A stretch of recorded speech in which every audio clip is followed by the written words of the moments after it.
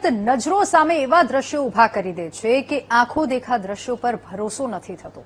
આવું કંઈક મોરબી જિલ્લાના એક ગામમાંથી સામે આવ્યું છે, જ્યાં એક ખેડૂતના ખેતરમાં આવેલા કૂવાનું પાણી અચાનક હિલોડે ચડ્યું અને સૌ કોઈ ચોંકી ગયા, કારણ કે હંમેશા કૂવામાં પાણી સ્થિર રહે છે। ત્યારે કેમ આવું થયું અને કેવા છે તે ચકિત કરનારા દ્રશ્યો, આવો જોઈએ આ રિપોર્ટમાં।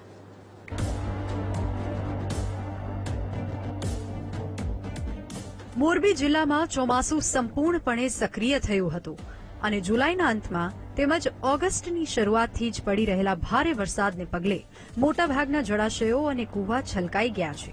ત્યારે મોરબીના વીરપરડા ગામમાં વરસાદી માહોલ બાદ આશ્ચર્યજનક ઘટના સામે આવી। દ્રશ્યો તમારી સામે જ છે, જ્યાં એક કૂવો છલોછલ ભર્યો છે અને તેનું પાણી નદી કે ડેમના પાણીની જેમ હિલોડા ખાઈ રહ્યું છે।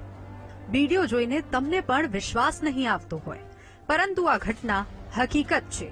કોઈ તેને કુદરતના રહસ્ય સાથે જોડી રહ્યું છે, તો કોઈ આવું કેવી રીતે બની શકે તેના વિચારોમાં ગૂંચવાઈ ગયું છે। ઘટના મોરબીના વીરપરડા ગામની છે।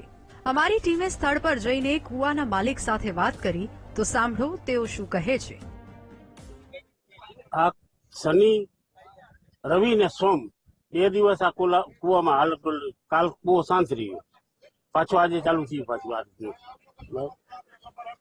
તમને શું લાગે છે? તમે આ કૂવો હાલવાનું કે પછી કોઈ જાણ કરી, કઈ વાત કરી? મેં તો આ સોશિયલ મીડિયા પર વિડીયો મેં જ ઉતારી નાખેલો, એટલે કીધું આ આગળથી ક્યાંક આનો રિસ્પોન્સ મળે કે કઈ શું કારણે થાય આ તે બધું, એટલે એના મેં સોશિયલ મીડિયાનો ઉપયોગ કર્યો। કોઈ અધિકારીનો કોઈનો ફોન આવ્યો? ના, બીજા કોઈ અધિકારી, મામલતદારનો અમારા ગામના ઉપસરપંચ ઉપર આવેલો અને એને વિઝિટ કરવા આવવાના હતા, એ બાહેક નથી, મને નથી ખબર। કૂવાના માલિક તો આ ઘટનાથી અચંબામાં છે, પરંતુ ગામ લોકો સાથે વાત કરી તો સાંભળો તેઓ આ વિશે શું કહી રહ્યા છે।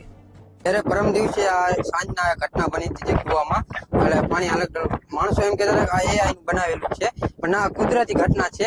જ્યારે આજ બપોરે હું 3:12 નીકળ્યો હતો, ત્યારે આ ઘટના ચાલુ હતી, એટલે હું અહીંયા ઉભો હતો, એટલે મેં જોઈ, પછી મેં એનો વિડીયો બનાવ્યો, વિડીયો બનાવીને મેં લોકોને બધાને બોલાવ્યો, આ દ્રશ્ય સાચું છે એમ।